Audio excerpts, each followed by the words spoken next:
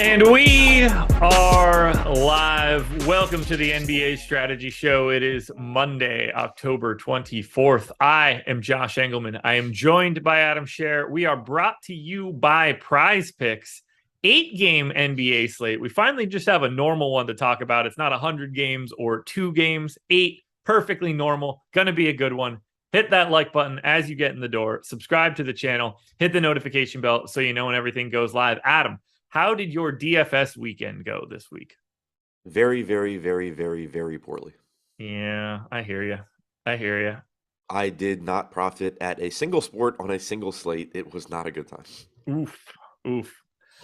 MMA wasn't fun, that's for sure. I'm still not over Peter Yan getting jobbed. It's bothering me to no end. It's still in my mind 2 days later. It sucked. Like, that was such a good fight, and then it just kind of ruined the fight. It really did. Every single media card on MMA decisions is for Peter Yan. Yeah. All of them. It's frustrating. NFL yesterday, I thought I was in really good shape.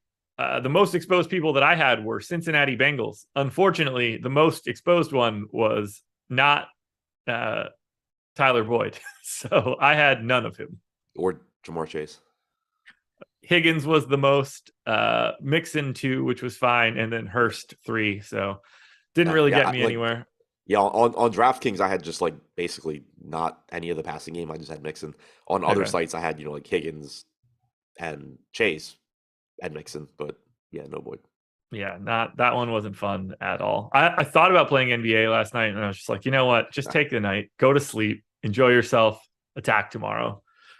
Now we're here. I thought about it too, but there was no way that was happening. Yeah, there you go. All right, we could probably mess around, but like we have no out, right, Jordan? There's nothing behind us.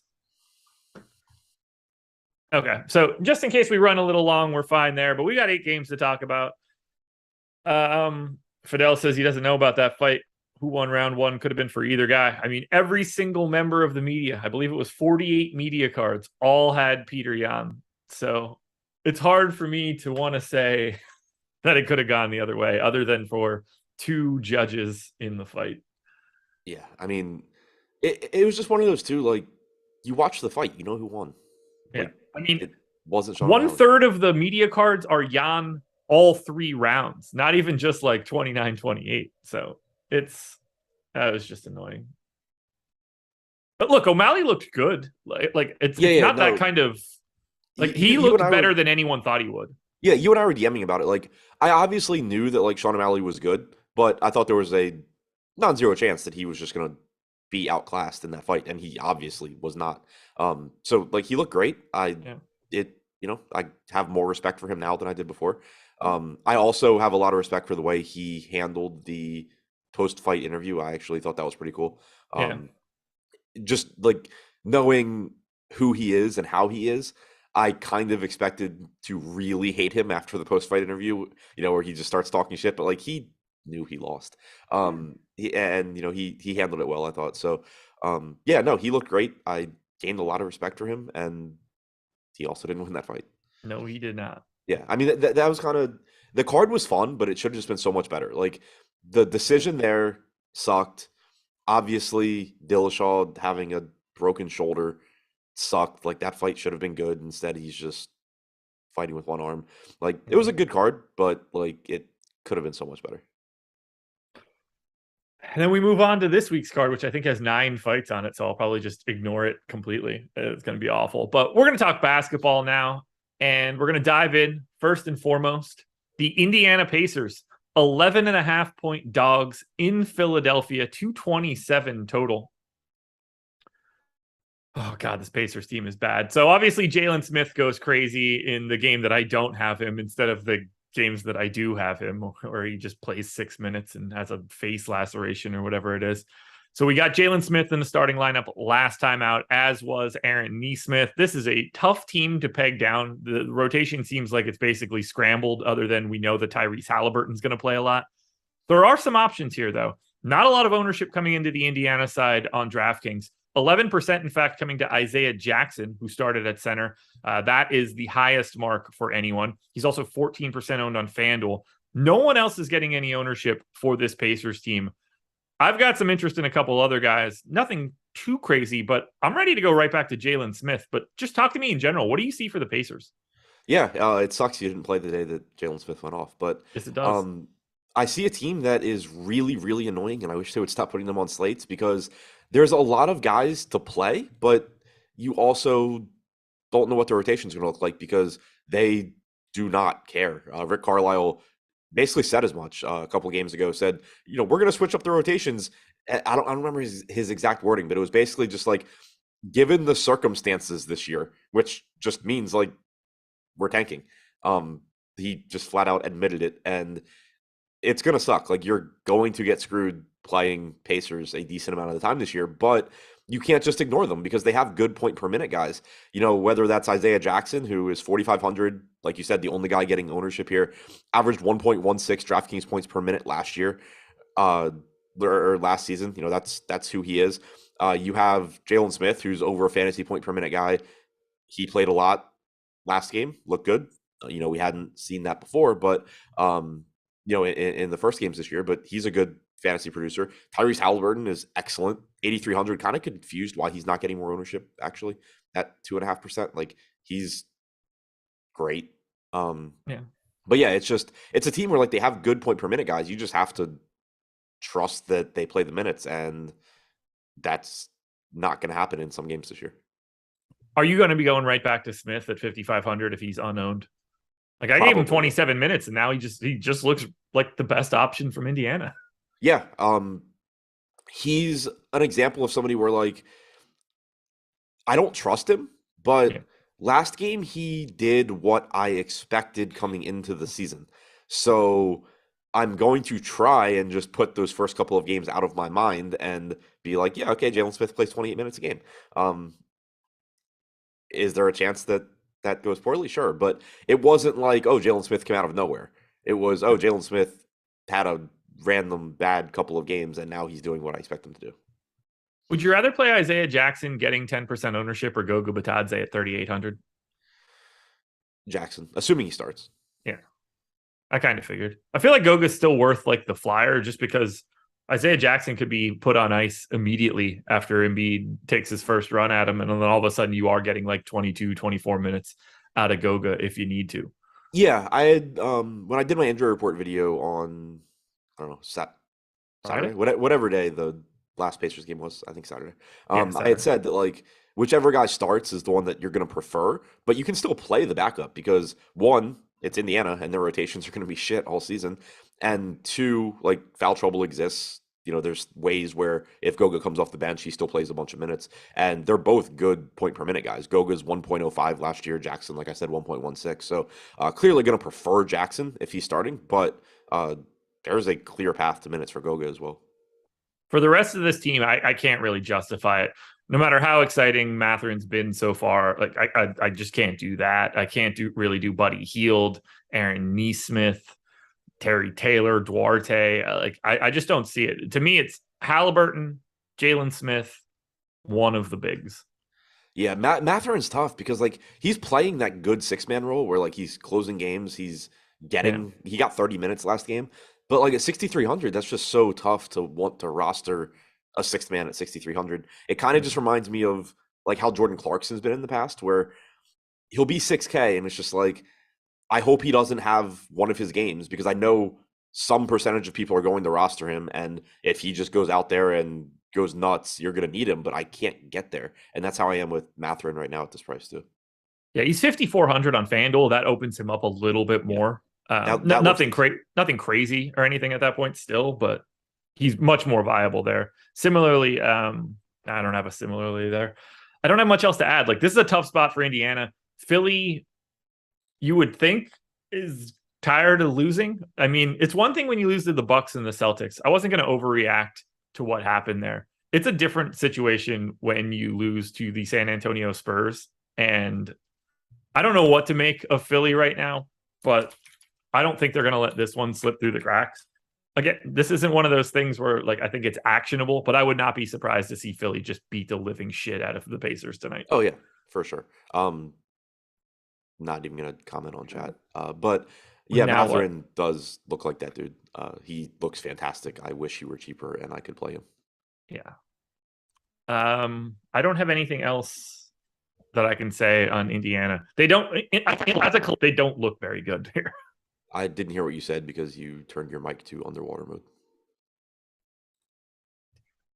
Now you're muted. No, I should be good, right? Now you're good. Okay. I never changed anything. Uh, I really can't just like. There's really nothing on Indiana that I'm excited about. Most of it just looks awful. Do you? I mean, I know you've probably run lineups and I haven't. I have. Why is Halliburton so low owned? It makes sense to me. Like he came Okay. out of my DK sim at 4.5%. Came out FanDuel a little bit better at around 10%. Extra guy. So Yeah, just it's just the way there's just a lot of around those spots. Yeah, Like that's kind of what I was asking because like he looks very good, but then also I know he's a guard and at a price point where there's other stuff. yeah, so he's 8,300. Jaylen Brown's 8,500. I have him projected slightly better. You get Fred VanVleet at 8,600. You get Zach LaVine at 8,100. Not that I think that's all that interesting. Anthony Edwards is 7,900. There's just a lot of guys around him. I think he's like appropriately priced. I mean, if he keeps 20.3 potential assists per game for Halliburton so far. at Leads the NBA. 1.5 fantasy points per minute. What'd you say? He's at 1.5 fantasy points per minute so far. Yeah, I mean, also picking up like 5 or 6 steals last game will do that. But yeah, leads the NBA in potential assists, a full potential assist rather, ahead of James Harden. All right, let's go to Philly now. At least Philly's really easy to talk about. Like their rotation is cut and dry. You're not really going to the bench unless it's a small slate. It's Harden, it's Maxey, it's Embiid, Harris, and Tucker. Right now, Harden, Maxey, Embiid, and Harris are all in double digits in ownership, Harden being the top guy there. On FanDuel, it's a little bit different. People are getting to Embiid. Center structure is different. Only Harden gets to double digits in ownership there. The guy that I'm really interested in, we're back to it now. I kind of like Maxey in this spot. His usage rate so far this season is higher than what it's been with Harden and Embiid since Harden came in. The usage rate is sort of there for Maxey in a way that it wasn't before, but the floor is yours here. What do you like most about Philly? I actually am shocked that he has a 23% usage rate because I didn't see their game on Saturday because it wasn't on the slate, but I saw the first 2 games and that dude was not allowed to shoot the ball. It surprised the hell out of me when I saw, and he's at 0.75 fantasy points per minute too. So like it's not even turning into anything. Yeah, I think it's pulled up by the game on Saturday, which it is what it is. They've played 3 games. Yeah, but I do expect it to kind of just go back to what it was last year. But I think he's fine in tournaments except he is getting 15% ownership too. So he's just fine. Like he's going to play a lot of minutes. He's a good player. You're just hoping that Embiid and Harden let him play. Harden at 9K still looks really good. I had talked about it before that I basically still view Harden the same way that I did coming into the season, but he's putting together really good games. I just expect him to be, like a 24-25% usage rate guy, but also be extremely involved as a playmaker. He's second in the NBA right now in potential assists. And then any game where he does happen to score a lot of points, he's just going to be great. So 9K for him still looks good. Embiid looks good. We got the big Embiid game on Saturday, which was totally useless. I messaged you about it. I knew that you would be mad when you saw. I was certainly mad. But yeah, it's early in the NBA season. Don't let 1 or 2 games dissuade you from going to guys that are really good. Joel Embiid's going to get his, even though he screwed you and me both in the first 2 games. But yeah, he still looks really good. Like he's a monster. He's great. And it's Isaiah Jackson on the opposite side, or potentially Jalen. Like there's not a lot to slow Embiid down. It's the Pacers. Yeah, so that all looks really good. Look, I'm happy to get to most of this. Maxey, Embiid, like I think Tobias Harris at 5,800 is completely reasonable. 12% ownership seems about right to me. I am a little bit lighter on Harden on the FanDuel side. He's 10K there. That seems a little rich for my blood at this point if he's getting ownership. Embiid's really the only guy that I'm getting to all that much. We have Maxey at 5% ownership on FanDuel. He's 6,500. That I don't mind as a flyer, but I don't like him as much as I do on DK. It's just easy to look at Philly and be like, okay, it's one of the 5 starters. Otherwise, I'm good. Yeah, pretty much. PJ Tucker back down to 8% where he probably should be. Yeah. And Tobias at Harris 3,700 looks good. Yeah, Tobias Harris 5,800 getting 12%. Sure, fine, whatever. All right. Anything else here? No. The Toronto Raptors, 3.5-point underdogs against the Miami Heat, 217 total. Just always going to, when these two teams match up, it's always going to be a tough sell. It's, more defensively oriented teams, lowest total on the slate. We don't know the status on Scotty Barnes yet. He is questionable. That actually will have some trickle down effect, especially if Chris Boucher comes back. This could shake out in many different ways. Siakam is 11% owned on DraftKings, 15 on FanDuel. Van Vliet is 11% owned on FanDuel. Let's start on the DK side, and then we could touch on the FanDuel piece. This is like it normally is for Toronto. I just really don't have anything to say. Pick a starter, put him in your lineup, feel fine about it. Yep, they're going to play a lot of minutes. Siakam looks the best. He's been fantastic this year. He is only center eligible on DraftKings, which does drive interest down a bit just because there's a lot of opportunity cost. But he's the only guy really getting ownership on DraftKings at 11%. We have him with an 11% chance of being optimal. Cool, looks good. Everybody else, fine if you get to them. Is Barnes questionable? Barnes is questionable. And then Boucher is also questionable. It obviously matters. Like, it doesn't really matter for Van Vliet, Trent, Anunoby, or Siakam whether or not Barnes plays. Like, you can treat those guys the same, but someone's probably going to become a decent value option if Scotty Barnes ends up out. Who that is? If it's Boucher, if Boucher comes back, I think he gets 20-ish minutes and eats most of what Barnes was doing. Then it's probably not all that interesting, but this could shake out a little bit different if Barnes is out. Yeah, and it's also, it has the potential to just be a headache. Last year, remember when guys would miss, sometimes you would get like Svi thrown into the lineup. Obviously, he's not on the team anymore, but Christian Koloko started the second half with Barnes out last game, promptly got ejected. So we didn't really get a chance to see what that rotation was going to look like, but there's a decent chance that he is just the guy and it's just a headache. Absolutely. The only thing that I want to point out here is there is one price tag that's broken. Fred Van Vliet on FanDuel is 7,300. That's the best thing for Toronto. And for some reason, he's not even owned as much as Pascal Siakam.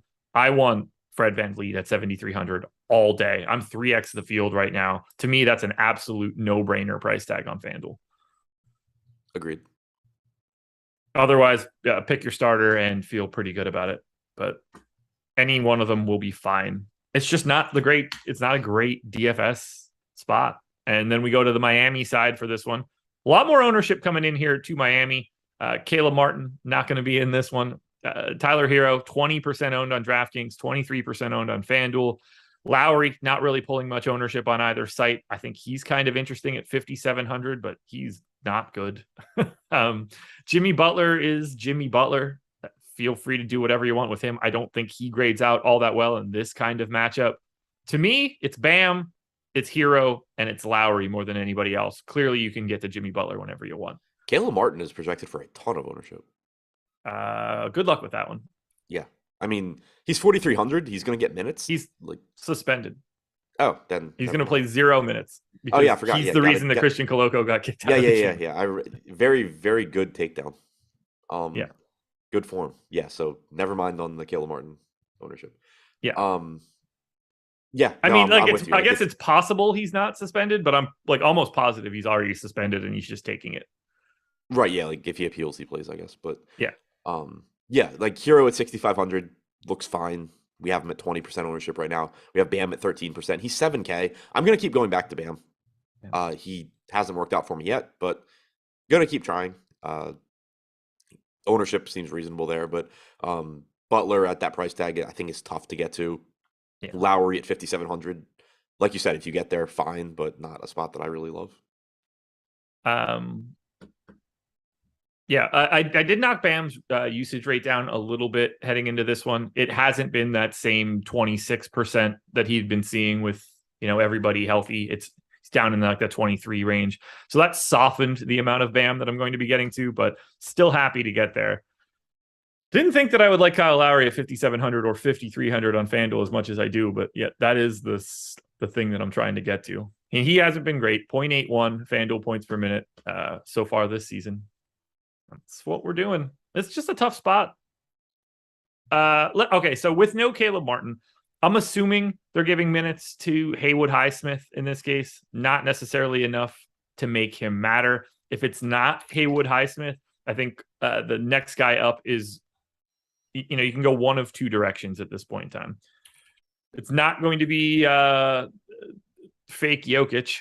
That much I'm pretty happy with, but they like Jamal Cain quite a bit.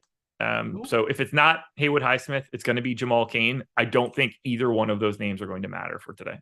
I mean, Max Strus probably plays a lot, right? You would think. It gets kind of tricky against Toronto, just given how long they are. I mean, I gave Strus 28 minutes. I think there's certainly some upside to Strus's minutes, but at 5K, not a really good per minute guy. He needs every one of those minutes to be good. Yeah, I agree with that. He did sub in for Martin after he was ejected and then play literally almost every minute the rest of the game. So Hero got hurt as well. But like Strus was in before that. Right, but I'm just saying, like, there was an opportunity to, if I'm remembering the rotation correctly, there was also an opportunity to pick up a little bit more minutes because Hero was not able to be out there for a chunk of time. What's really more interesting is that they really just don't give a shit about going to Duncan Robinson. Yeah, forgot he existed. Yeah, I don't know when Hero got hurt. I think he got hurt in the first half. Hero? Wait, actually, I don't know. 'Cause his rotation, basically, it's just like foul trouble. Like, I don't know when. He didn't play any abbreviated rotations other than when he kept fouling people. Yeah, I think he left and came back and then left and then came back again type stuff. If I remember. He may have, but I don't see it. Okay. Like his rotation, every time he subbed out in a weird spot, it's because he was fouling. Okay. I don't have anything else really here to say. I think Hero probably is the best overall play for Miami today. Fun game, but probably not one that is going to be all that interesting DFS-wise. Yeah, typical NBA trend. The best games to watch from a competitive standpoint are typically not the most exciting for DFS.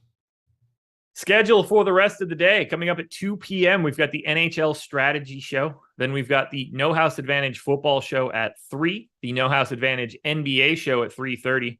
Adam will be back for the Deeper Dive at 5. We'll have the NBA Live Before Lock Show at 6, and then NFL Live Before Lock for Monday Night Football coming up at 7 p.m. The Orlando Magic, 7.5-point dogs in New York, 219 total. Another game that on paper, not your best option for DFS plays, but there are a couple guys that look good here. We have no Jalen Suggs. We have no a lot of things for this team, unfortunately. Orlando just already walking wounded. No Suggs. Fultz still out. Gary Harris still out. Jonathan Isaac still out. No Mo Wagner. That's just how it happens. So we got Cole Anthony back in the starting lineup. I think he looks pretty good at 6,200, 15% owned. Franz Wagner's pulling some ownership, but I'm kind of interested here in Paolo Banchero, even though he is 7,600, 2% owned. This is a guy with a 30+% usage rate so far this season. I think Banchero at 2% is one of the best GPP plays you can find. Yeah, as long as he's actually going to be 2%. The issue is I don't totally buy that because I think people sort of just chase what he's done so far, which fine, like he's been really good, but like he was 9% owned on Saturday. He's just been somebody so far where it's just like he's getting ownership just because of who he is. Whereas if he were just like a random person with the same rates and projections and stuff, like he just wouldn't be getting ownership. So yeah. I am a little concerned that if I play him thinking he's going to be 2% owned, I'm suddenly getting 10% owned Banchero, which I don't like as much. But yeah, obviously been extremely involved, playing a bunch of minutes, looks really good. Very high upside play. I do think he's still slightly overpriced. So that's kind of why it's just like I really want him at 2% and not 10%. But yeah, I'm with you. 1.24 fantasy points per minute so far this season for Banchero. Nice to see. And we have him at 4% on FanDuel. I'm getting all of the Paolo Banchero at these current ownership numbers. So those refreshes as we get closer to 6 o'clock will be interesting. What do you want to do with 31.2% usage rate, 34 yeah, minutes per game through the first three. yeah, like what? I mean, that's just that's much bigger usage than I was ever expecting him to get in his rookie year. Do you I think think it's it fun. do you think it decreases? As they get more guys back, I think it probably stabilizes at like 28. But it's Yeah, obviously going to be high. And he's going to be the highest usage guy on the team by sure. far. But yeah, I agree. But then like looking at last game, Cole Anthony had that 21.9% usage rate. That's not Cole Anthony. Like Yeah. he's going to increase that no matter what he has to do. He's going to increase that. So like that's kind of my concern is I do think that Banchero is the highest usage guy on the team, but it's not as high as it has been so far, I don't think. Yeah, like when you get Suggs back officially, like for everything, when you get Fultz back, when you get Gary Harris back, you don't have to worry about not letting RJ Hampton and Caleb Houston and Chuma Okeke shoot anymore. I think those guys just soak up enough that like Paolo gives back a couple percentage points, but still leads the team. Yeah, agreed. Yeah, so like I like Cole Anthony on both sites. Happy to get to Franz. Terrence Ross, the fact that Terrence Ross is playing 34 minutes a game this season is wild to see. I don't find him to be all that interesting today. More so on FanDuel where he's 5K. Wendell Carter Jr. is probably priced appropriately, and we don't have a lack of center value ever. I like a couple of these little pieces though for Orlando. Yeah, so do I. Wagner getting 13% ownership seems a little bit high, but Yeah. also I kind of hope that's the case because I'm tired of playing him already and don't want to keep doing it. Had him in some good lineups on Saturday. He had 31 points going into the fourth quarter. He finished with 31 points. Mm. It was really frustrating. But yeah, like if you get some Wagner, he's good, obviously. Hasn't been quite as involved as a playmaker as I expected so far. Maybe that changes, but obviously some upside there. There's upside for Anthony. There's upside for Carter, upside for Banchero. But also, they're pretty much priced correctly with the exception probably of Cole Anthony being a little bit underpriced with Jalen Suggs out.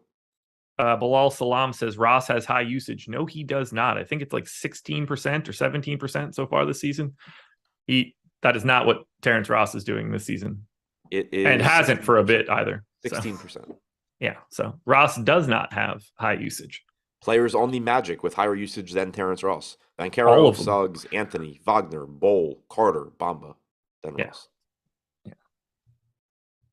Not the case. For the Knicks, it's the Knicks. So we kind of know what we're doing with the main guys, Brunson, Randall, Barrett. We know that we've got this center rotation that's going to be a question mark most nights. Brunson, Randall, Barrett, all in double digits in ownership on FanDuel. Barrett not getting there on DK because he's 7,100. They look like a completely reasonable option as lineup filler with Brunson, Randall, Barrett. Flip a coin on the centers. I'd rather probably play neither one of them. I think I'd only really go to their big three. Make sure that you guys know that I'm using that in air quotes. I don't know if it's a big three if you're the ninth best team in the East, but no priorities here. Any one of those guys is fine. Yeah, I don't know if it's a big three when you have to like clarify that you mean Randall, Brunson, and Barrett too. But I lost you. Everything you're saying is not coming to me right now. Go ahead. Wasn't worth hearing. I can hear you now. Yeah, it wasn't worth hearing. I just made another jab at the big three. But Gotcha. Randall at 8,200 looks fine. Brunson at 6,800, whatever. Same for Barrett at 7,100, but nothing really stands out here, I don't think. If you want to take some tournament flyers on Hartenstein at 4,900, fine. He's a good point per minute guy. If the game goes perfectly according to plan for the Knicks, he's going to be a shitty tournament. He's going to be a shitty play. But if anything goes wrong, whether it's Mitch Robinson, foul trouble, injury, whatever, if Hartenstein happens to just step into more minutes, he's a good producer. So there is some tournament upside there, but certainly, if it goes the way the Knicks want, you're not going to be happy with his production. Benjamin calling Terrence Ross an old timer. He's 31 years old. Does feel like he's been in the league for like 900 years, but it does. Yeah, just barely 30. I wish that I had more to talk about here for the Knicks. I just don't. They are like the most bland team to look at. I have nothing else to add. So let's go to Boston. The Celtics are 4.5 point favorites in Chicago, 223 total. No, not quickly, by the way. I don't know why you would want to do that. Boston, easy team to talk about. Horford sat out the last one on a back-to-back for rest. So we've got what normally is full strength Boston minus Robert Williams, who will be out for a while. No real ownership coming into these guys. Like Tatum's at 10%, Smart's at 10%, Brogdon's basically at 10%. Similar story on the FanDuel side. And I don't really think any of that is all that weird. Like, I think these guys are priced basically appropriately. I don't mind getting to Smart and Horford. I think they're probably the two easiest guys to get to, but you just pick a random Celtic and put them in a lineup, and I think I'll be fine there. I don't have anybody that I would really advocate hard for. Yeah, same boat. Just you're going to land on some of these guys. They're fine. Brogdon leading the way in ownership at 4,900. I get it. He's obviously a good fantasy producer, but he also played 20 minutes last game. So, yeah. You kind of need that closing run, which he didn't get against Orlando. Maybe he does get it here. Who knows? Has the potential to play 26 minutes. He had been playing like 24, 25 minutes previously, but the minutes obviously somewhat volatile. Derek White at 4,700, not getting much ownership. Kind of confused why he's getting 1/4 the ownership of Brogdon. I kind of think they're similar plays. With the way the ownership looks right now, I would just rather play Derek White. But I think there's a good chance that sort of evens out. Marcus Smart at 5,600 looks fine. 11% ownership, probably where it should be. Tatum's price tag has quickly skyrocketed after that $8,800 slate. He's really, really good, but now you're paying a full premium for him at 9,900, 8,500 for Brown, probably where he should be too. So this is just another team. They're kind of like Toronto, where I like all the starters. They're all good, but I think they're also pretty much priced where they should be. Vooch is exposing Horford tonight. I can feel pretty comfortable that that's not a thing that anybody's worried about. To the Bulls side, we got Zach LaVine back now, which complicates this team a little bit. They are wildly uninteresting from an ownership perspective. Highest owned guy on DraftKings is Vooch at 4%. On FanDuel, DeRozan gets to 7. LaVine gets to 7. LaVine at 7,200 is at least okay. Don't know how many minutes he's actually going to play. I don't want to really have much of DeRozan against the Celtics in the 9K range with LaVine back. This is the team that might have the least amount of ownership for me today. I don't like Chicago at all. Yeah, it's just really tough when, one, they're in a tough matchup, and then two, you have LaVine back. So, he's going to cut into Vooch and DeRozan's usage, and we did see those price tags elevate a bit. Vooch at 7,800 still certainly gives you a ceiling. DeRozan's not getting any ownership at 9,300, so, if he ends up in a tournament lineup here and there, that's fine. You're just hoping he has one of those games, but he doesn't project that well for a $9,300 price tag. So the field's not there. I doubt I will really be there on Chicago. Just a bunch of guys priced where they should be or overpriced with LaVine being back. Yeah, this is pretty gross. 28 minutes last game and sat the final 4 minutes of garbage time. So he was pacing 32 minutes. I would guess you're getting 34-ish here. I gave him 32 just to be safe. They had said he wasn't on a minutes limit last game. That obviously I expected to be a lie, and it probably was. But also, his rotations were just weird. In the third quarter, he played 4 minutes and then went to the bench. So and he's obviously on a minutes limit if you don't play the first 2 games for knee pain. Yeah, I understand what you're saying, but that's just right. Yeah, no, I said the same thing. I don't expect him. I don't expect him to be on the Kawhi minutes limit, where it's just does he check into the game or not? But it was oh yeah, he's actually not going to play the first 2 games because of his knee. Also, he's not on a minutes limit here. It's no, he clearly is not going to go play 38 minutes like he would if he were healthy. Yeah, none of that would make sense. I think you could justify a little bit of LaVine at 7,200 on FanDuel, shooting guard and small forward eligibility. I think that's totally fine for today. That's really the extent of it, though. I don't have anybody even projected for 5x value on FanDuel. It's just gross for Chicago. Yeah. To FK Cooler's point, and this is just going to be evergreen, basically. He said Drummond may be okay as a deep flyer in large fields. Yes. If any game this year where Vooch gets in foul trouble, Andre Drummond is going to smash his price tag. Yep. Absolutely. 500 people in the house, 85 likes. That is That's embarrassing. 150 should just happen right now. If you're here and you haven't hit the like button, then that seems to be quite a few of you. Hit that thumbs up now. It helps us out a ton. We're going to talk a little bit about PrizePicks, presenting sponsor of this show. If you click the link in the description of this video, head on over to PrizePicks, make a deposit. They will match that deposit up to $100. They've got NFL props that you could take because you're putting together 5 props on a card. You can net up to 10 extra entry fee if you do that. They've got NBA, soccer, tennis, boxing is on here right now. You can bet on the amount of punches Jake Paul lands this weekend against Anderson Silva. That should be pretty interesting to see. Go ahead and take the under on that one for punches landed for Jake Paul. If he lands one, I think he's more likely to put him to sleep than just put on a boxing clinic against, arguably the greatest MMA fighter of all time. I'm saying arguably. Anyway, let's look a little bit further into some of these NBA props. I'm going to hit Adam with fantasy scores, and I'm going to quickly look at the scoring chart to find out what the scoring system is.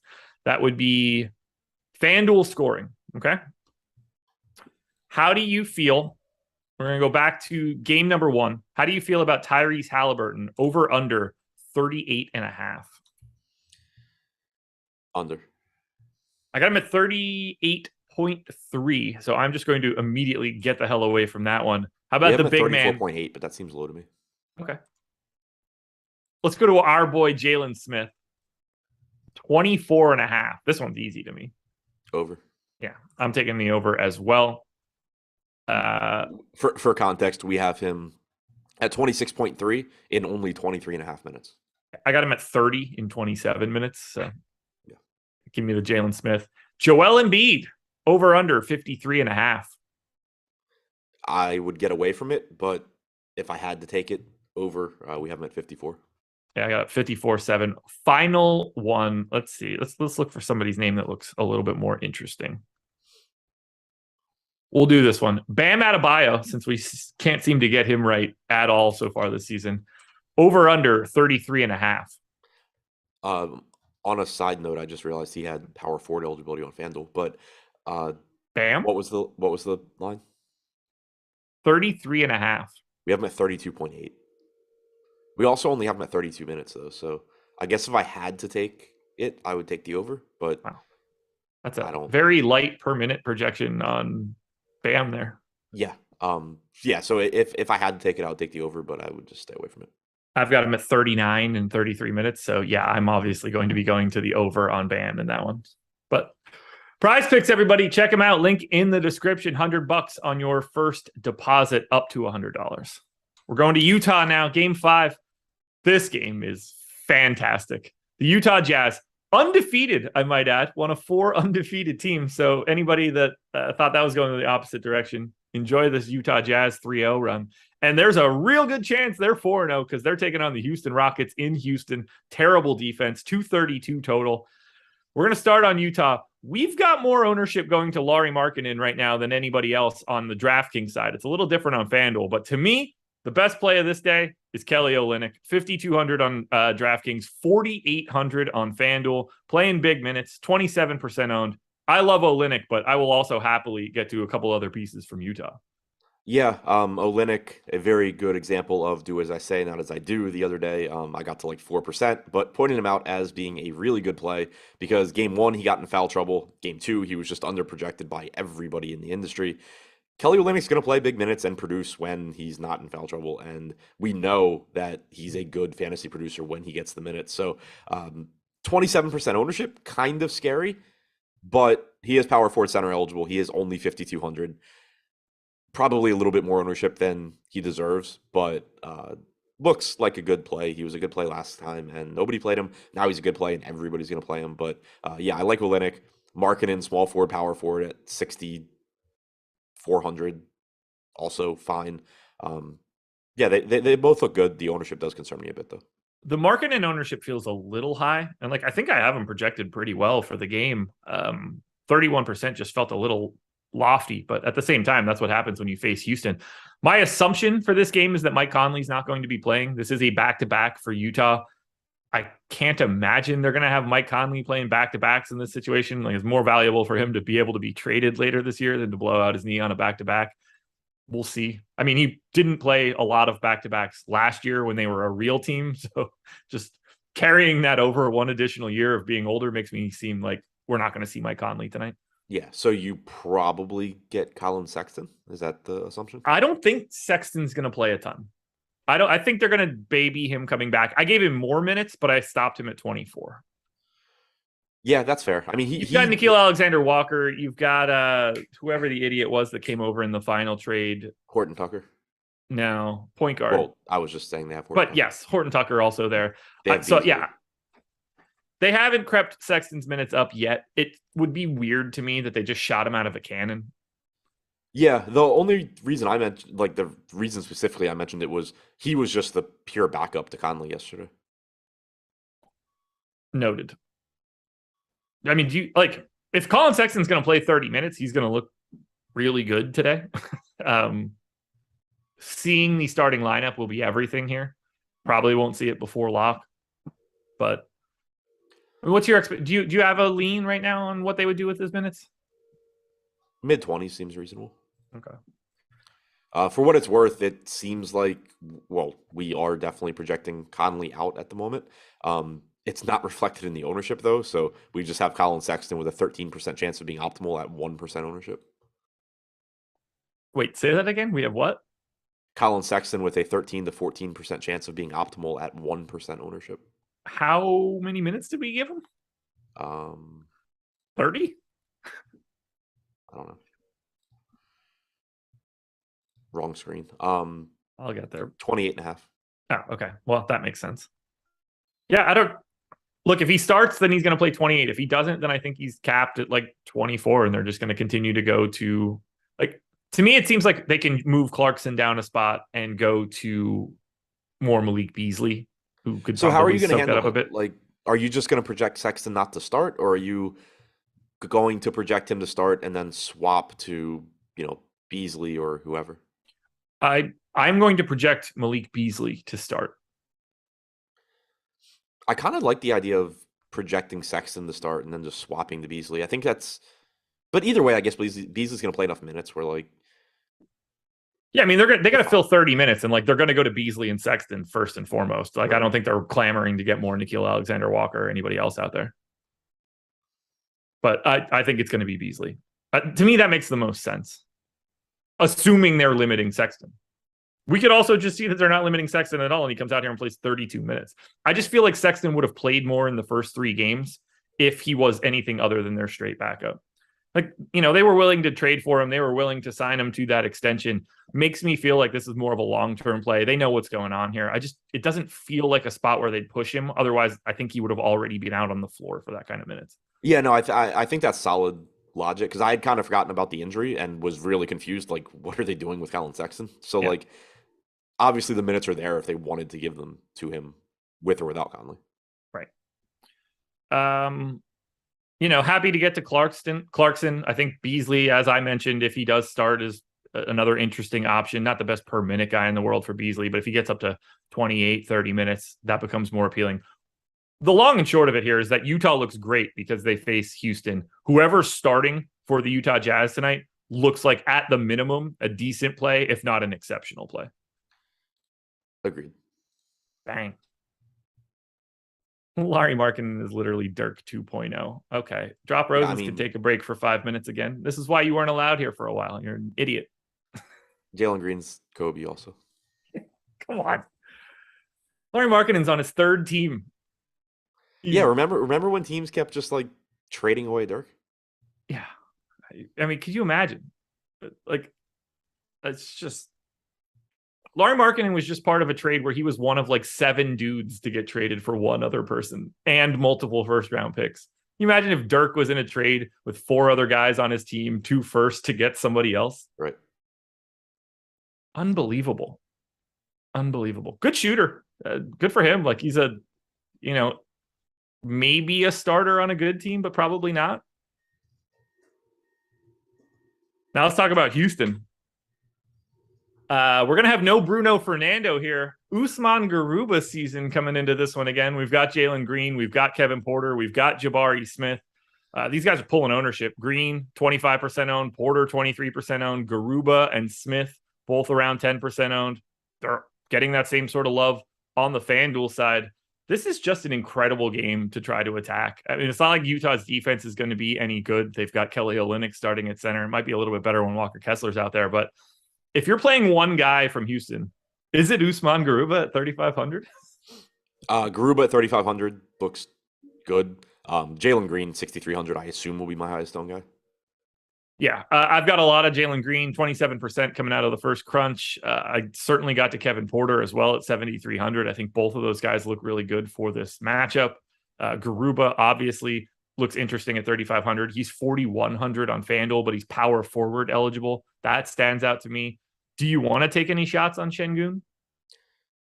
If he's going to get 8% ownership, I think that's fine. Like, he's a good point per minute guy. He's 5,600. There's obviously a path to him playing minutes because it's really just a matter of he can play as many minutes as Houston wants to allow him to play. There's nobody actually blocking him, but it seems that they are just going to start anybody ahead of him. So played 23 minutes last game. But if that game hadn't been a blowout, you probably were getting 27 minutes. So at modest ownership, I think he's a good upside play. Just keep in mind there's a lot of like volatility and downside there. Yeah. I love how mad everybody is that Şengün isn't starting for Houston. It makes me so happy.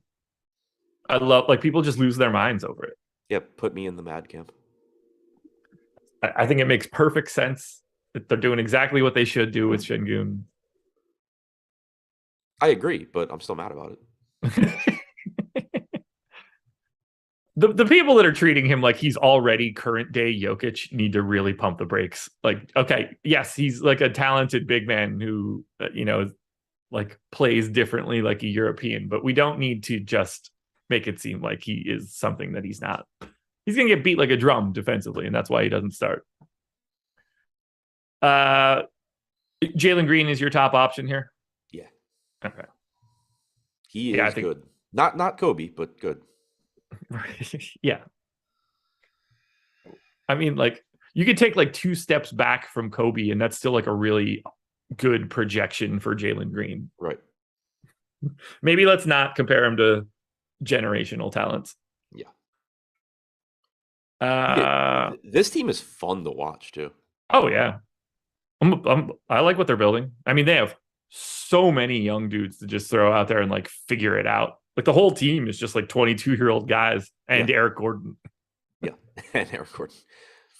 Yeah, who I don't expect will be on Houston by the time the season ends. But no, I feel like being a Rockets fan is probably like being an Orioles fan right now. Like, you realize you're going to be really good in the future, and as is, you just enjoy it and watch a bunch of really talented dudes.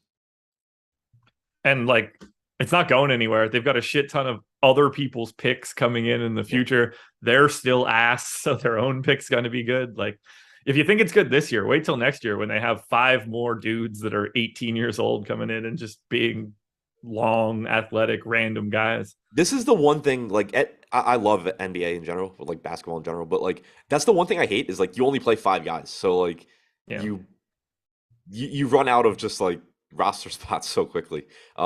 Even like playing, 2K and stuff. Like, that's the one thing that I hate. Like, if you're playing MLB, like, you have so many roster spots where you can just like load up on talent. Basketball, it's like, well, I got all these really good players and I can only play 5 of them. Yeah, they're gonna be running out a really gnarly G League team in like 2 years. Right. All right, we're going to Brooklyn now. Well, technically, we're going to Memphis. The Nets are in Memphis. Nets are 1.5 dogs. We got Joe Harris back finally after the last game. This team does not look all that interesting, but I have to ask you this question. Why is Ben Simmons projected to be aggressive chalk today? 6,600 on DK, 6,400 on FanDuel. We've got him at 20% ownership on DraftKings and 36 on FanDuel. Have I missed something here? I mean, he should be. I don't know that he will be. I don't even know if he should. Like, I got him in less in my sim than I did for Irving and Durant on FanDuel. I don't have him all that much on DK. I got him at 1.05 fantasy points per minute for this game. I don't like. He looks okay to me, but not aggressive chalk okay.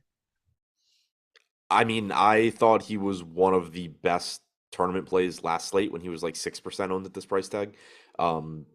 I think he's a very good play here too. I hope the field doesn't catch up. I'm not convinced that they're going to. There was a good percentage of 150 maxers last slate that did not play him, and it made me feel really good about where NBA DFS is at. I think he's a great play. I'm interested where his ownership comes in. What do we have him projected for? Or what do you have him projected for? I mean, I haven't done my projections yet. We have him at 35.3. Okay. DraftKings points. How many Or minutes? FanDuel points. I got him at 32.3, but I think I'm light in minutes. But even if I bump him up, he's not going to be a 36% owned guy for me. We have him at 36 DraftKings points in 33.7 minutes. Okay. I'm going to He's give also him point guard, small forward. So, like, that's going to drive up ownership. Or it should. Yeah. Just feels like outlandish. Like 36% on FanDuel is, to me, very easily ownership I want to get away from. I don't agree with it at all. DraftKings, I guess, is a little bit more reasonable at 20, but I still don't think that he just immediately pops off the page. And again, like if I had him at what his current rates have been, 0.85 fantasy points per minute, what I'm saying would make more sense, but I have him projected like he normally is. I don't know. That's a weird one. I'll dig back into that one a little bit later. Do you expect to do really anything? To see where it ends up, because like people do not want to play Ben Simmons.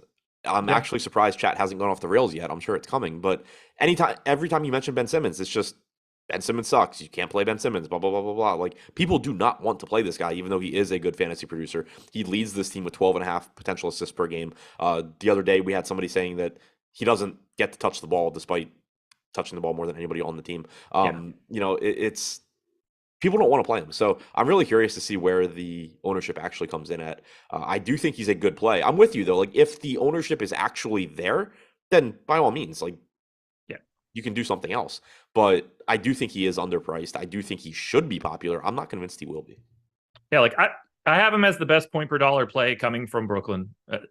I agree that he looks good. Just seemed weird for him to just be separating from the pack. And I'm a Ben Simmons guy. Like, I like him. I want him to get better. And like, I think he's really interesting on teams when the right people are around him. So it's not even me just having like a negative Ben Simmons take. Are you going to get to Durant or Irving? I'm going to get to Kyrie on FanDuel. He's 8,700. It's always tough for me to get to those guys when they are both playing. 10-2 for Durant, 9,400 for Irving. Probably a little cheap on DraftKings and 1% ownership. Like, sure. But they're just in that price range where you can find other players that aren't playing alongside Kevin Durant or Kyrie Irving. Yeah, I don't see the path on DraftKings. It's FanDuel only for me. Do you have any interest in Royce O'Neal? I know that's a ridiculous question, but he's playing massive minutes. Yeah, he just fits in the lineups. That's like you're not building a lineup saying like, oh, I need to get to Royce O'Neal here. But if you have a lineup where you have 4,800 left and you need a forward, Royce O'Neal's playing a lot of minutes. Hope you run into some blocks and steals. Desmond Bane statistically always goes off against the Nets. Let's not forget that. Always being the 3 times that he's played the Nets in his career. Statistically being my favorite word there. Yeah. Let's just, for sake of argument, where's Bane's name? Desmond Bane, filter opponent. This is Desmond Bane's second season, right? Third season? Second. This is his third season. The first game he played against Brooklyn, he played 24 minutes, had 8.6 fantasy points. Second time he played Brooklyn, played 21 minutes, 15.4 fantasy points. Absolutely smash numbers right there. He went for 45 on January 1st of this year in 37 minutes, took 23 shots. You can go ahead and assume that Brooks and and Morant didn't play there. And then he scored 34 fantasy points in 31 minutes in the other game. So he statistically doesn't do any of that shit other than once. But why would I expect correct things to be said by Drop Roses in this chat? You are simple. Anyway, Memphis. Might be getting Dylan Brooks back here. He is questionable. That's going just trade him. Somebody just like break his knee before he comes back. Assuming Dylan Brooks is back, this complicates matters a little bit for this team. We do have Desmond Bane projected for 19% ownership on DK, 22 on FanDuel. If Brooks is back, I don't. Well, he's got a worse take than Drop Roses. I don't even know what it means, but it's definitely not right. Bane is another non-basketball type, but he can shoot. I don't even know what that means, Yeah. but the dude is good. Yeah. Very, very, very good. Anyway, what do like we 20% own Bane's not a thing if Brooks is back, right? Probably not. This is another one. Like, I don't want him to be popular because I know what's going to happen. He's going to be popular. He's going to finally make shots, and I'm not going to get paid off on him being not popular in every other game where he shot 3 for 15. Um, if Brooks is back, Bane's still a good option. His per minute production actually last year was the same with or without Brooks. His usage rate is 4 points lower without him. He was just more efficient with him. So like the upside I think is higher without Brooks. Efficiency at least last year went up. I don't know that I totally buy that, but like being a long term thing. But Yeah. he's still fine at 6,500. I like him a hell of a lot more though if Brooks is out. Yeah. You just like if he's 20% owned, I'm going to have a hard time getting there with Brooks back. I don't have any interest in Brooks. I assume he's at least mildly limited on his way back. That just means he's going to make sure he gets his when he's out there. Yeah. If you want shares of Ja, go for it. It's a good spot, but I think he's priced appropriately. Also, 8-point usage difference with Dillon Brooks on versus Dillon Brooks off. Yeah, I had Just to cut absurd. it so dramatically from the previous game to this one. It was just like, oh no, okay, back down to 31. Yeah, he was like 29% last year with Brooks on, 37% with them off. I mean, I don't know how much the impact is going to be here. I think it probably hurts Conchar the most. I agree. I still like Santi Aldama at 5,100 at no ownership. Similar story, but he's 4,400 on FanDuel. Like even with Brooks back, I think Aldama still looks really good. I have him per minute, really nice. I don't know if it's going to be him or Conchar. I think it's going to be him. So you're like, are you still giving Aldama 30 minutes? 28 probably. Okay, maybe I'm a little high then. I have him at 32 still. Yeah, I mean, can't read too much into the last game. He was in foul trouble, but Yeah. I'm mildly concerned just because we know that Memphis likes to run relatively deep rotations, and Brooks obviously gives them the ability to do that. But I do think Brooks is replacing Conchar and not Aldama. I was surprised to see Brandon Clark just be the straight center backup this time. Like they Yep. can move Aldama up a position. Like he can go bigger, and that would pinch. They did that Conchar last there. year too, though. They weren't really running Clark at the 4 that much. Well, it gets kind of squirrely then when Triple J is still around too, though. Like designations are a little bit different. Yeah, no, but like I was just saying, like last year they didn't seem to want to do that all that much. Yeah. I like Aldama at this moment, assuming he's still in the starting lineup. Conchar, I think, could be viable, but probably is the guy that gets eaten by Dillon Brooks here. Adams is just the same guy he always is. Yeah, Adams is probably the one person on the team that isn't affected at all by Dillon Brooks, either through minutes or Dillon Brooks taking shots away. I think it's a very big positive for Steven Adams because Dillon Brooks is just going to be heaving shit at the rim and Steven Adams can get offensive rebounds. But it's going to be long rebounds, so it's going to bounce over Steven Adams' head. I know that was mostly just a joke that I needed to land that Brooks is going to shoot a lot. Yeah, well, I mean, I was joking too that if he were taking mid-range shots, it would be good for Steven Adams, but he's going to be taking threes, so it's good for like, I don't know, John Morant. I knocked Aldama down 2 minutes.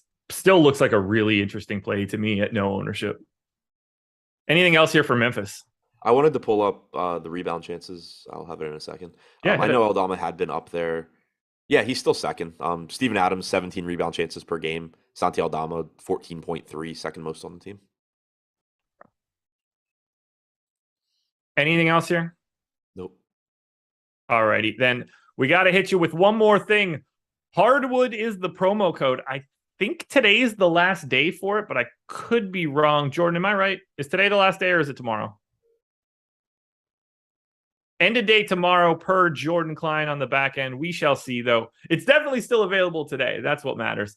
$10 will get you 10 days of Stokastic Plus Platinum. That covers everything. It's not just basketball. You'll get NFL. You'll get MLB for the rest of the playoffs.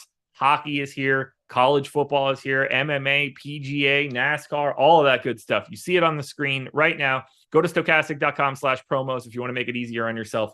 10 days. For $10, the promo code is Hardwood. 2 to go. We go to the San Antonio Spurs. 9.5-point dogs in Minnesota, 230 total. Pretty cut and dry here for San Antonio. Lots of ownership coming in, and I think it's deserved. We're doing the Devin Vassell thing again at 5,400 or 5,800. I think we're going to Keldon Johnson again. Still looks good. Jakob Poeltl looks solid. Trey Jones looks solid. Seems like San Antonio is just the same thing they were for every other game they've had this season. Yeah, they're up there with the Pacers, teams that I wish would just not be on slates, or raise their prices. Like Devin Vassell, 5,400 is a joke. He's shooting guard, small forward eligible, so you can play him in like every lineup. 34% ownership makes sense. He's just going to get his. He was disappointing game 1, but game 2 and 3, he's done what you expect him to do. Clearly one of the best values on the slate. Drop Roses could take another 5-minute break for outlandish, terrible takes. Dude, stop being a dick. He's good for chat. No, he's not. No, he's not. It's too much, man. We don't need to be talking about how Herb Jones is going to be a top 10 defensive player in NBA history on a day where Herb Jones isn't on the slate. Guy's a moron. The full context there was we were talking about Dylan Brooks being a good perimeter defender. Which has nothing to do with Herb Jones being a top 10 defender of all time in the NBA. These takes can't stick around.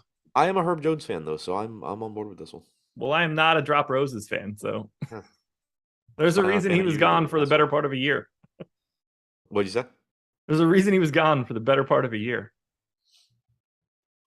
I'm sorry to just like ban you for 5 minutes. Gladly. What are you going to do if you ban me? Just sit here in silence and drink coffee? Exactly. I do need to make some more coffee. Oh, man. I'm tired of playing San Antonio, but like, what's going to happen to this team to make them not playable? Like, are they going to move the prices? It's been a week. Like, what? Like, why is Devin Vassell still 5,400 or any price in this like mid fives range? I got distracted because El Negro Loco is tagging me about Dylan Brooks. No, I don't want Dylan Brooks to shoot for my life. I'm saying he's a good defender. That has nothing to do with him shooting.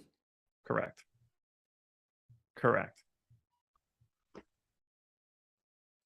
And I didn't hear your question. Like, what are these sites waiting for on San Antonio? I have no idea. I really wish they would hurry up and raise these prices, though, because it's annoying. Like Vassell at 54, it makes no sense. It's like they don't know what's going on for the first 3 games of the year. Yeah, and like, you know, we bitch about DraftKings pricing a lot. They've actually been pretty good at raising prices on most teams. It's just like they left San Antonio out of their spreadsheet and forgot to do it. Yeah, I don't get it. Like, I like a lot of this. Vassell, Johnson, Poeltl, Trey Jones. Josh Richardson's 11% owned on DraftKings. I could probably go ahead and skip that one, but he's shooting guard, small forward, 3,600 and playing enough minutes to be like an okay value. I get it. Yep. And then we go to the Minnesota side, where I like this Minnesota team today way more than the ownership is showing. No one in double digits on the DraftKings side. So give me 20% of Anthony Edwards at 7,900. Give me 20% of D'Angelo Russell at 2% ownership. Give me Karl Anthony Towns in double digits at 3% ownership. I think Minnesota is the most underrepresented team we've talked about so far. Yeah, like I get why they're not getting a lot of ownership, because you do just have a lot of mouths to feed here and they are appropriately priced. But this is likely to just be a really high scoring game. And it's one of those situations, and I've said it about Minnesota before. I've said it a lot about the Pelicans this year. I've said it about the Wizards. On a night-to-night basis, you're going to get tournament-winning plays from this team. Yeah. It's just a matter of being on the right one. And, you know, that's risky because I don't know if it's going to be Towns or if it's going to be Gobert or if it's going to be Edwards, you know, on a night-to-night basis. But none of these guys are getting ownership because they don't project that well. But night to night, you're just going to get one of these guys that just goes nuts. Edwards getting 10% ownership is my favorite play here. Shooting guard, small forward, so you can get him into a lot of lineups. He's taking on a bigger playmaking role. We know he can score. I really like him, but D'Angelo Russell is going to have his games. Karl Anthony Towns is going to have his games. There's a lot of upside here in a really good spot. I think I like Russell more than I like anything else here, just because of the ownership. But they're all, like, I'm getting to everybody well above the nonsense fake ownership that they're pulling in. At least on FanDuel, Edwards is at 23% owned at 7,400. Towns is Towns is 8,500 power forward center, 13% owned. Like, I'm just going to take 2x and assume that one of these days Karl Anthony Towns is just going to wreck a slate because he's Karl Anthony Towns. He's normally a 1.25 fantasy point per minute. I don't think he's going to be 0.9 for the rest of the season. Yeah. We do have D'Angelo Russell back in the team lead in potential assists now with 10.7 per game. Okay. I had mentioned prior to game one that he saw a nice bump in assist percentage without Patrick Beverley last year. Then Anthony Edwards just came out and had like 15 potential assists. But we have seen D'Angelo Russell take that lead back. Edwards is second, Towns is third. I think they're getting slept on so much. This is the team that I think I like the most in GPPs that isn't getting touched by other people. Well, they make sense too. Like, not that you care too much about stacking in NBA, but if this game is close, like, everybody's going to play the Spurs. If those Spurs players do well, you're getting full minutes from Minnesota. Yep. And they are also going to smash. One of those guys is doing well, and probably two of them. Right. Love it. All right, let's close it out now. Late night hammer, 2 hours after the first tips at 8 o'clock. Well, the previous tips at 8 o'clock. Denver Nuggets, 3.5-point favorites at Portland. Portland, another undefeated team. Those are the two undefeated West teams right now. The Portland Trailblazers and the Utah Jazz. Those are like two of the 5 worst teams to me. It's incredible. We'll start on the Denver side. Seems like this should just be standard issue run for Denver. Jokic got to 13% owned on both sites. No ownership really coming into anybody else. I think Michael Porter Jr. is probably my second favorite guy behind Jokic, but no real priorities here for me for Denver, which is kind of a shame given that I think Portland's defense is really bad.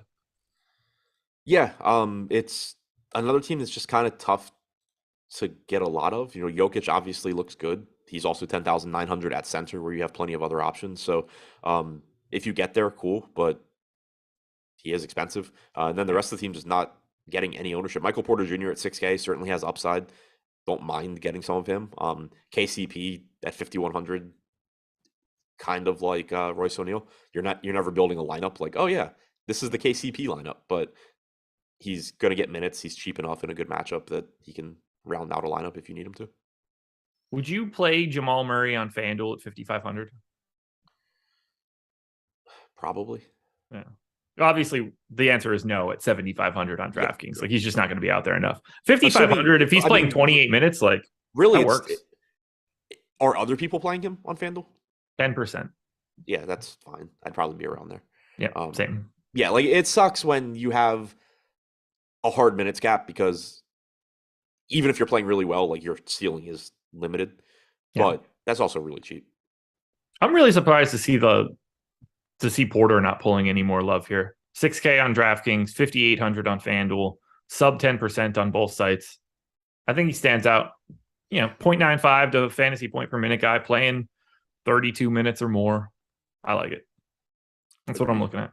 Uh-oh. I accidentally just zoomed in aggressively. There we go. Let's close it out. Portland Trailblazers. Another team whose rotation makes it pretty easy to work through. I love this team today. Whether that's $9,500 Dame on DraftKings or $8,800 Dame on FanDuel, I would like to be on both parts there.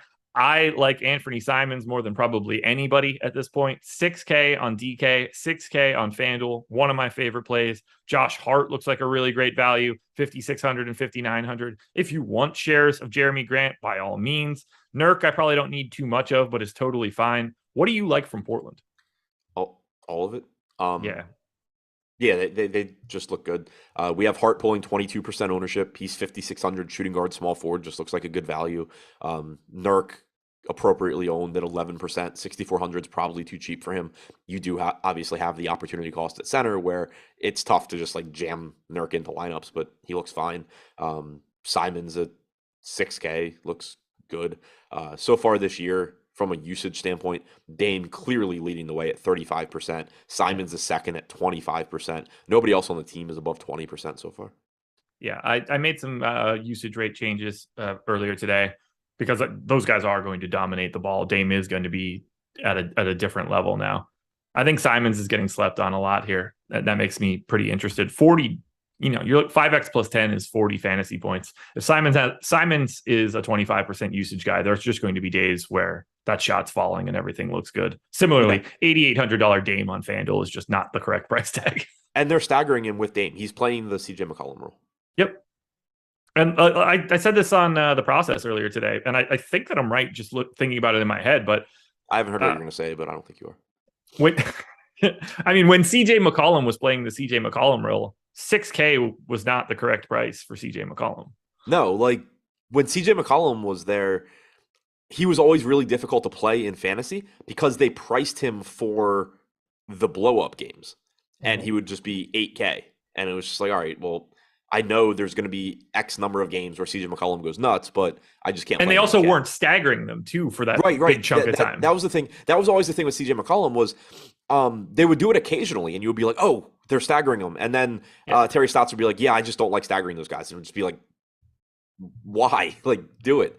But yeah, that's I thought it as I said it with Simons being staggered. Like, they didn't always do it with McCollum, and it sucked. And when they did, if you were right in guessing when they did it, you actually would get CJ McCollum and get those games. They're doing it with Simons now, and it just makes him look really good. I love it. Hart is just like a generically good mid-tier play that can fit in every single lineup spot. So that one explains itself pretty well. There's a lot going on here in the late night hammer. Like, there's going to be, don't feel comfortable after the 8 o'clock games start, because something's going to be relevant from Denver, Portland. Agreed. Let's sum it up. Favorite plays for today so far? Wasn't expecting that. It's the same way we've ended every single strategy show for every sport ever. I didn't realize that we were on the last game. You go first. All right. If we're talking from a FanDuel perspective, the guys that I'm getting to the most: Kelly Olynyk, Paolo Banchero, who is 4% owned, by the way, 35% to Joel Embiid. I'm getting to a bunch of Devin Vassell, Fred VanVleet, Cole Anthony, Anthony Edwards. I'll go 2 more: Karl Anthony Towns and Michael Porter Jr. Vassell, Jalen Green. From a sort of value standpoint, I guess Josh Hart looks good. I like James Harden a lot at 9K. Okay. Olynyk at 5,200 looks good. You got tournament plays coming up and injury report coming up today? Yep. There we go. And then deeper dive at 5? Yep. There it is, everybody. Thank you for joining us. Thank you to PrizePicks for being the sponsor. Another one. Deeper dive is me and Lofty. I haven't done a show with that guy in like a year. Lofty on an NBA show. Get ready. Buckle up for that one. He's going to be bringing a lot to the table for it. Adam's going to be carrying that one. Back's going to be hurt. Get Adam a massage or something after that one, because Lofty's going to be bad at this. We all know that. Hit the like button on the way out the door. We'll talk to you later. Peace.